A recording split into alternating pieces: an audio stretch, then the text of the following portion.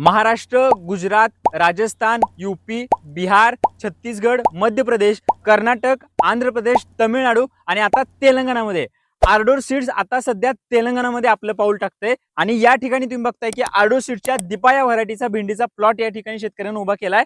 तेलंगणामधील कृष्णा या शेतकऱ्याने हा प्लॉट उभा केलाय। 70 दिवसाचा हा प्लॉट झालाय, जवळपास 14 ते 15 तोडे झालेत आणि तुम्ही बघताय की अजून देखील सेटिंग चालू आहे। अतिशय चांगल्या प्रकारची सेटिंग आहे, उत्पन्न त्यांना चांगलं मिळते आणि दीपा या व्हरायटीचं वैशिष्ट्य तुम्हाला माहितीच आहे की मार्केटला अतिशय चांगल्या प्रकारे ही व्हरायटी चालते, कारण याचा जो कलर आहे, याची जी चकाकी आहे, याची शायनिंग आहे ती अतिशय चांगल्या प्रकारची आहे आणि ही व्हरायटी तोडायला अतिशय सोपी आहे, कारण की याला कूस अजिबात नाही, त्यामुळे ही व्हरायटी तोडणीला सोपी आहे। त्यामुळे शेतकऱ्याला देखील ही व्हरायटी परवडते आणि उत्पन्न म्हणाल तर जबरदस्त उत्पन्न आहे, कारण दीपा भेंडी आता 70 दिवसामध्येच या व्हरायटीला 14 ते 15 तोडे झाल्यात आणि शेतकरी सांगतायत की जवळपास 9 क्विंटल हा माल ह्या शेतकऱ्यांनी या भेंडीतून काढलेला आहे आणि अजून देखील 10 ते 15 तोडे होतील असं शेतकऱ्यांनी सांगितले। तर आर्डोसीडच्या दीपा भेंडीचा हा प्लॉट तेलंगणामध्ये आहे। त्या काळामध्ये देखील आर्डोसीडच्या वेगवेगळ्या पिकांचे प्लॉट तेलंगणा या राज्यामध्ये आपल्याला बघायला मिळणार आहेत, कारण आता तेलंगणाचं मार्केट हे आर्डोसीडच जाम करणार आहे।